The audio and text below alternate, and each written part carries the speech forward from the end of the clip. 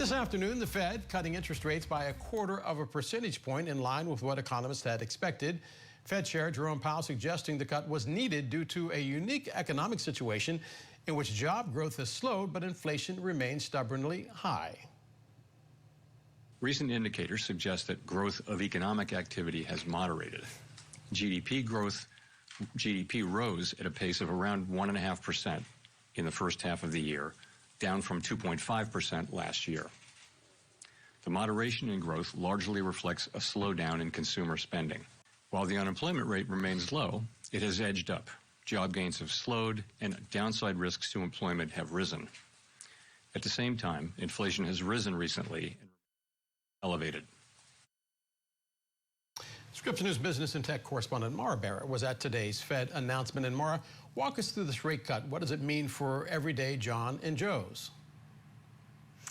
Del, this was the 1/4 point of a percent cut that we were expecting with today's announcement. And we also got an indication that there are 2 more cuts forecasted for the end of this year, which goes along perfectly because there are only 2 more meetings before the end of the year. You heard Powell explain the economic outlook, though he did say that economic uncertainty is still very prevalent. He went on to say that they're going to continue to watch inflation. And this is a very atypical situation they're in, where both supply and demand for workers is uniquely in this less dynamic and softer labor market. And so the Fed typically has this dual mandate that they're working to balance in the sense of figuring out stable employment, but then also stable prices. And so that's how they came to the decision to make that cut today, in hopes that that can help boost some of the labor market. But up until today's meeting, I think it's important to note that we heard a lot from Chair Powell about the idea of recalibration. That's how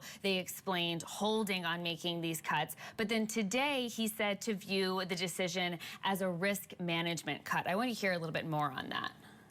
There wasn't widespread support at all for a 50 basis point cut today. I feel like our policy has been doing the right thing so far this year. I think we were right to wait and see how tariffs and inflation and the labor market evolved.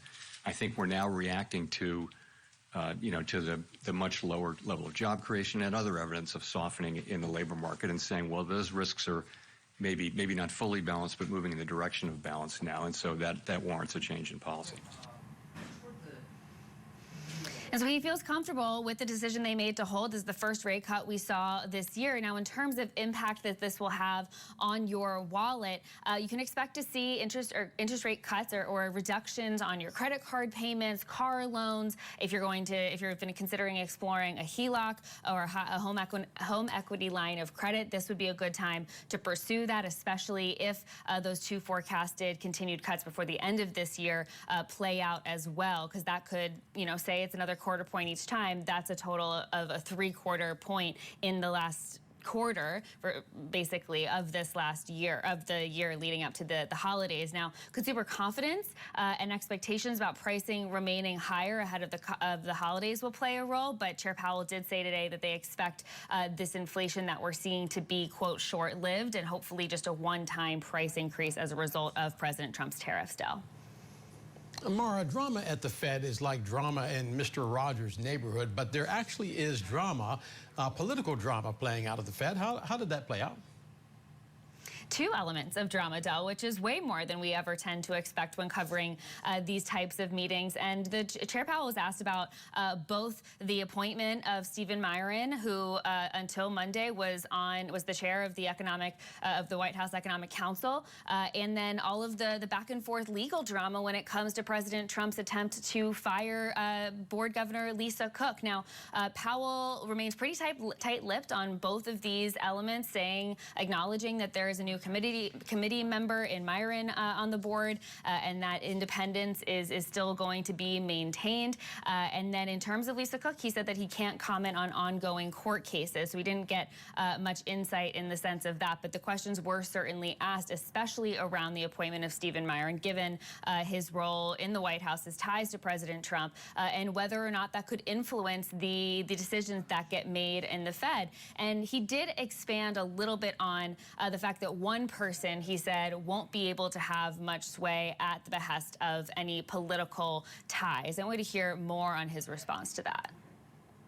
no one voter, can really.